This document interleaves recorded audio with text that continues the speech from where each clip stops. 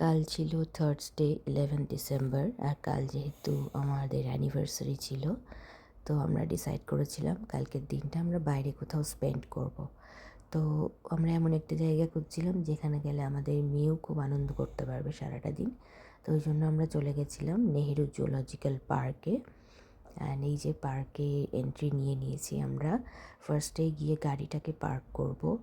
আর আমরা 2 উইকস আগে একটা সানডেতে এসেছিলাম এখানে। তো সেদিন এতটা ক্রাউড ছিল যে ইভেন গাড়িটা পার্ক করার জন্য আমাদেরকে পার্কিং লটের একদম শেষ প্রান্তে যেতে হয়েছিল। তো লাকিলি আজকে অনেকটা ফাঁকা। তো আমরা পার্কিং লটে ঢোকার জন্য টিকিট এন্ট্রি নিয়ে নিলাম। নিয়ে কিন্তু আজকে লাকিলি একদম সামনে পার্কিং স্লটটা পেয়ে গেছিলাম। তো এই যে আমরা যাচ্ছি পার্কিং করার জন্য। তো লাস্ট উইক যেহেতু প্রচণ্ড ক্রাউড ছিল, গাড়িটা একদম শেষ পয়েন্টে গিয়ে পার্ক করতে হয়েছিল। আমাদের কিন্তু জুলজিক্যাল পার্কের ভেতরে যাওয়ার জন্য প্রায় 1-1.5 কিলোমিটার হেঁটে আসতে হয়েছিল গাড়ি পার্ক করার পর। তো আজকে একদম সামনে পেয়ে গেছি, বেশি হাঁটতে হবে না, এটা একটা ভালো ব্যাপার। এই যে গাড়ি পার্ক করে নিয়েছি, এবার আমরা চলে যাব জুলজিক্যাল পার্কের ভিতরের দিকে।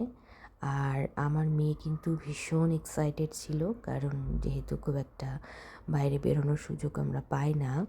তো এই যে ও বেরিয়েছে বাইরে আজকে, এটাতে খুব এক্সাইটেডও, খুব আনন্দ পেয়েছে। তো ফাইনালি আমরা এবার কিন্তু চলে এসেছি জুলজিক্যাল পার্কের মধ্যে। আমরা কিন্তু অনলাইনে আমাদের এন্ট্রি টিকিটটা কেটে নিয়েছিলাম। অনলাইন অফলাইন দুটো অপশানই কিন্তু রয়েছে টিকিট কাটার জন্য।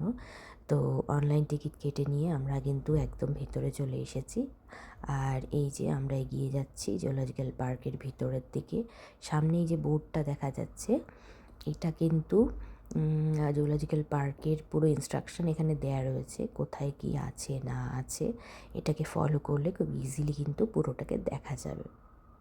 যেহেতু জুলজিক্যাল পার্কটা বেশ বড়, তাই একদিনে পুরোটা কভার করাটা একটু ডিফিকাল্ট। আমরা ওই জন্য 2 দিন ভাগ ভাগ করে এটাকে দেখেছি। তো এখানে কিন্তু প্রচুর টাইপের অ্যানিমালস রয়েছে, প্লাস এখানে সাফারি করার অপশান রয়েছে, টয় ট্রেন রয়েছে, বোটিং রয়েছে, প্রচুর অপশান রয়েছে। তো বাচ্চা নিয়ে আসলে বা নিজেদের ফ্যামিলি নিয়ে আসলে কিন্তু এখানে একটা দিন স্পেন্ড করার জন্য খুবই ভালো অপশান।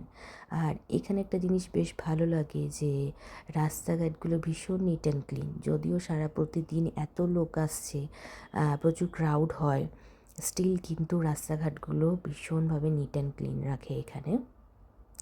তো যথারীতি এবার আমরা চলে যাচ্ছিলি ফুড কোর্টের দিকে, কারণ আমরা ব্রেকফাস্ট করে বেরিয়েছিলাম। আর এখানে আস্তে আস্তে আমাদের একটু লেট হয়ে গেছিলো, লাঞ্চ টাইম অলরেডি হয়ে গেছে।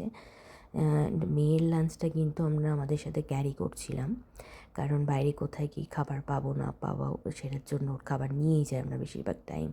তো এই যে চলে এসেছি ফুড কোর্টে। ফুড কোর্টে কিন্তু বাইরের দিকেও যেমন বসার অপশান ছিল, ভেতর দিকেও কিন্তু বসার অপশান ছিল। তো যেহেতু রোদ ছিল ভীষণ প্রচণ্ড, গরমও ছিল বাইরের দিকে বেশ ভালোই, তো আমরা ওই কারণে কিন্তু ভিতর দিকে বসেছিলাম। আর যেহেতু কাল ছিল থার্সডে, আমি নিরামিষ খাই, তো ওই জন্য হাজব্যান্ডকে বলেছিলাম আমার জন্য ভেজ পাফ অ্যান্ড কফি নিতে। আর ওর জন্য কিন্তু নিয়ে নিয়েছিল চিকেন পাফ আর কফি। তো ওটা খেয়ে মেয়েকে লাঞ্চ করিয়ে আমরা কিন্তু ভিতরে চলে এসেছিলাম। আর এই যে এটা ছিল টয় ট্রেনের ট্র্যাকটা।